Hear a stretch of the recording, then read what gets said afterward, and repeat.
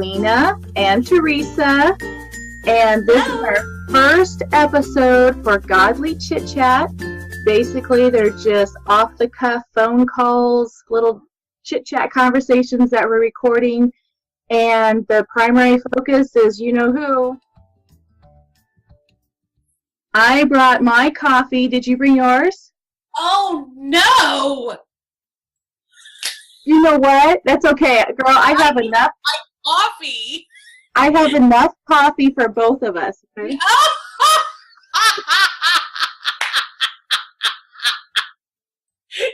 you did not. I've been dying to do this. You are the best. I need one of those. Okay, so just so everyone knows, is that whenever we do these recordings, there's going to be a lot of laughter. Sorry, Yes. this happens. And I cry. And I cry every time I laugh. For the last 30 years, you and I have been doing this. Yes. Getting on the phone, and it's like, girl, did you know?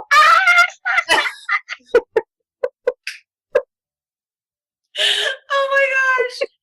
When her, Selena and I used to be together, like in person, we would go eat and laugh. And we would pretty much order everything on the menu. She taught me how. Maybe that's why we're supposed to be away from each other for a minute. And I'm a good student. It didn't take much teaching. Oh, I love it. So the topic for today is, so the example is, I prayed and prayed for a certain thing to come to pass. That huge moment in time actually comes to pass. And it's like we finally entered into the promised land, but now what?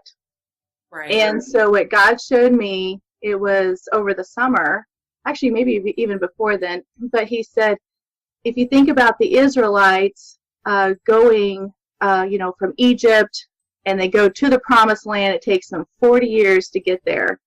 Did you think that it was just milk and honey flowing and they didn't have to do any work after that? There was no hardship, there was no effort afterwards? He said no. Once they got to the promised land, there was nothing. They had to build their homes, create farmlands, all that kind of stuff. And so it was a lot of work. So basically, for us, my promised land was getting to the point where we could do foster to adopt.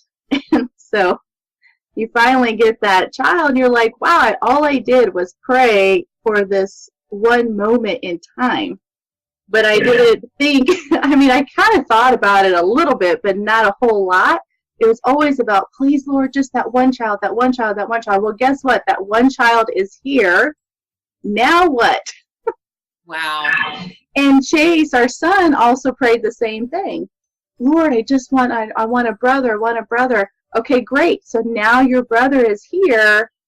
Now what? What should our prayers be? And then the same for our new little guy.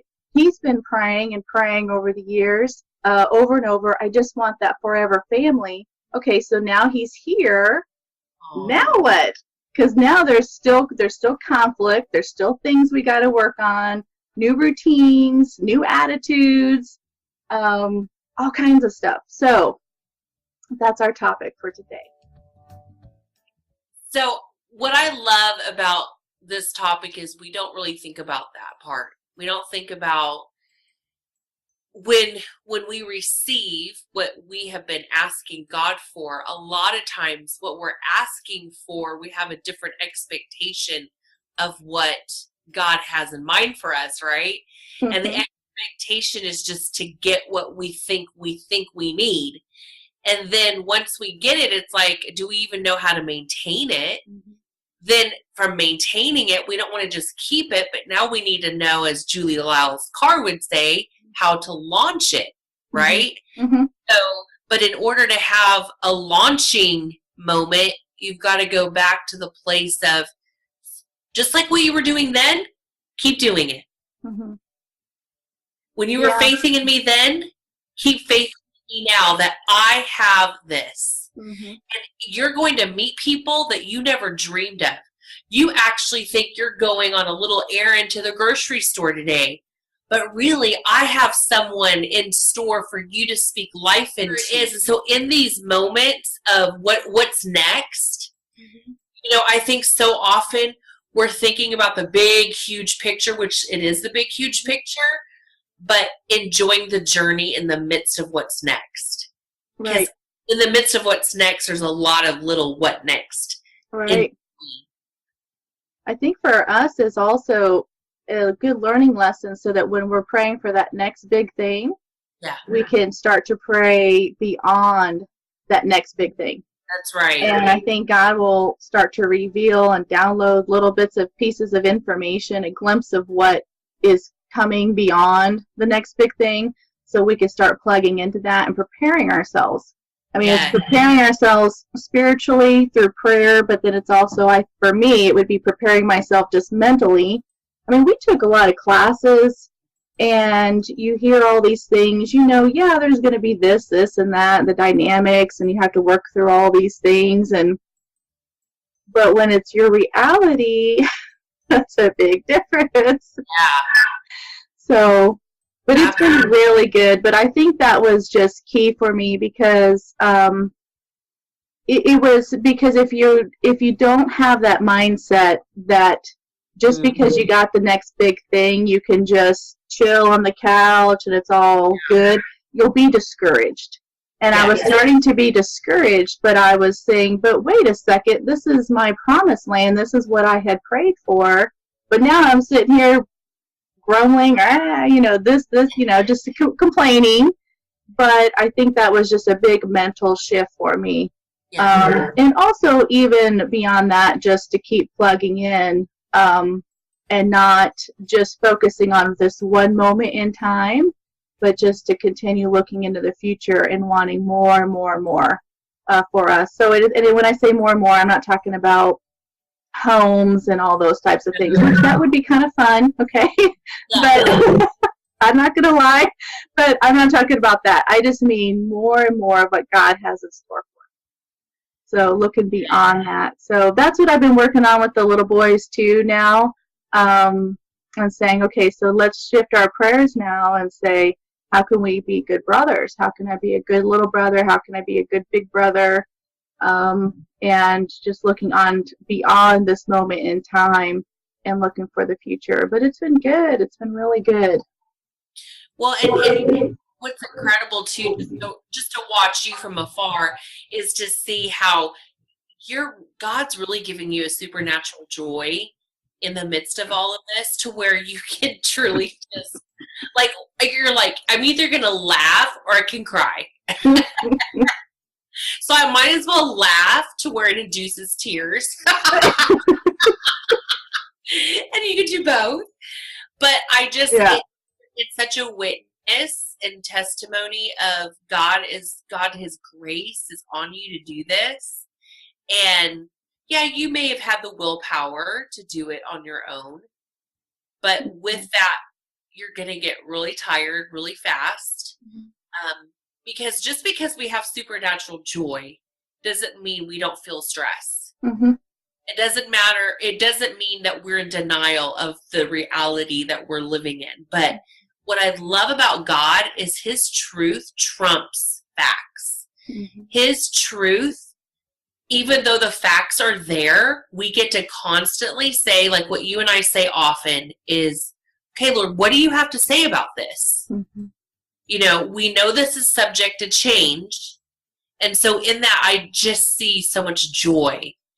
How God's given you supernatural wit, even, to be able to speak to, this love that you have, and be able to help him see with new perspective,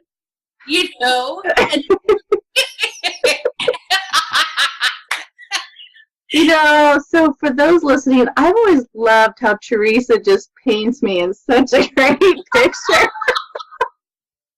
No, honey, you're not crazy. No, you're not laughing out of delirium. That is the joy of the Lord. Oh, okay. You're right. And she have a big old coffee mug. Coffee. Oh, anyway. But seriously, I want to share this too. In Nehemiah 8, it says that the joy of the Lord is our strength. But what is so amazing about that scripture is it was proclaimed in the middle of battle. And so the joy of the Lord is not, most likely, you will not see the joy of the Lord until you are in the midst of a battle. Mm-hmm. You know, faith isn't faith until it's tested. You know, when things are great and when things are high and everything is going dandy, we're not living in faith. We're getting to live in the blessings that are being made manifest. Mm-hmm. The blessings are always there, just sometimes we haven't walked into it yet, you know? And so it's like we're on a journey but we're blessed no matter what. But I just noticed that, you know, when is it that we proclaim healing? When we're sick. Mm-hmm. When is it we proclaim faith? When we're full of fear. Mm-hmm. When is it that we proclaim love? When we are feeling hate from every single part that we're being hit by, whether it be, mm-hmm. you know, with current events or the culture we live in, you know, all of those things. That's when the kingdom hits this kingdom on earth. Mm-hmm. Do you want to tell them about what you just texted me earlier today about the cheerleader? Oh. Because that just ties into what you're saying. Yes. So if you think about this, watch a game, football, whatever, basketball. Can you imagine you on the court and you keep missing the basket, or and the cheerleaders on the sideline go, "You suck! I can't believe I'm cheering for this team." As a cheerleader, I felt those feelings. Yes. Not saying that's maybe not what we had gone through our minds, right. But what comes out of our mouth. Comes out of our mouth. We need to take captive of that. Yes. And so instead what you see on the sidelines are these cheerleaders in the midst of the tackles that their team just endured, or a sack, you know, whatever it was, they were cheering for their team. And that's what we get to be. We get to be cheerleaders for people in the midst of their failures. Mm-hmm. That we're like, come on, get back up. It's okay. It is okay. Yeah, but you don't understand. That was like the freaking 200th time I did that. Yeah, but did you just learn? Did you learn? Yes. Okay, get back up. Let's get back up again. And that's our God. Our God does not, you know, beat us down when we're down. He's like, come on, honey. You are righteous because of Jesus. You are the righteousness of God in Christ Jesus. And it says in his word that the righteous fall down 7 times, but they get back up 8. And so we get to be cheerleaders for our spouses, for our children, that when they make mistakes, that we get to be the echoing voice of God and saying, you know what? It's okay. I'm kind of glad it was you and not me. Just kidding. Not really. No, it's true. I'm glad I'm not the kid anymore. Yeah. I mean, but think about this. We talked about this on Carrie Robina's show yesterday, which she walks the truth. So, you know, we look at our kids and say they make a mistake, and we're like, oh my gosh, why didn't you know that? It's like, well, it's our first time doing this, doing this life. Think about a baby. When they're in awe of their hands or their feet, they literally have just like explored something new. And so as our children are growing up, they're exploring new things. And it's just like us. We still are. We're going through this life for the very first time. We didn't hit 40 twice. Wish we did. But we're going through this just like everybody else. And God sees that. God knows our frailties. He knows that we're here today and we're gone tomorrow. And he's not going to be like, why didn't you know that for? Well, sometimes God will send us people to teach us things, and I think that it's our responsibility to make sure that we learn from it. But then there's moments where there's just things that happen that you're going to have to make a decision on the fly, and it may be the wrong decision. But you're like, Lord, you know what? You are not contained by time. And so, Father, in the time that I just messed that up, will you come back? Will you just go back into that place and redeem it and make it new? Please, God, just do whatever you got to do. And whenever we make mistakes, we are more aware of the Redeemer. Rise above sin, Yes. Grace empowers us. Ooh, His grace. I almost dropped my mug. Sorry. But His grace empowers us to do those things that we couldn't do on our own. But His mercy is there. It's like a safety net when we do fall. His mercy is new every single morning. But His grace is what we want to hold on to, because it causes us to do things we could never do on our own. And that's what reveals His glory, are those moments that in the midst of who I am, He is still there, and He allowed me to walk through that. He made me look good. I know. I know, it's true. I mean, when I get compliments on different things that had happened, I'm like, really? That was me? Who are they talking about? Yes, that was you, Selena. Oh, for everyone listening, Teresa and I have been wanting to do this for a long time. We have conversations all the time. This year is our 30th year, marks our 30th year of friendship. And we thought it would just be cool to kind of invite you in, to listen in on the types of conversations that we have regularly. Just, learn from it, post back, let us know your feedback. If you have any silly questions for us, let us know. We'd be happy to answer those in any way that we can. So that's pretty much it. Got any last minute thoughts? No. Okay. I'm just so grateful for your patience today and getting all of this invitation going with Godly Chit Chat, and I'm just so blessed to be a part of it, Selena. Me too, girl. So Teresa's site is www.letstalkstudio.com, and she is actually sitting in her studio. Mine is pearlsandbloom.com. I'm sitting in my studio. So for those who don't know, the relationship that we have online is Teresa has a talk show. She has incredible women that come onto her show, and she shares their testimonies. And then from those testimonies, I've been privileged enough to take inspiration and turn thoughts and just comments that women have made. This is actually a comment that Teresa had made about her daughter, and taking those ideas and thoughts and turning them into products. So, for example, some of the other pillows and things I'm working on is things like this. So it's just to take those positive messages we heard the podcast, we're in our car, we're listening to things on the radio, but then we could put things like this on our chairs or on our sofas throughout our home, and it's just another reminder of just to look to God all day long. Bless all of you. You guys have a wonderful day, and see you next time.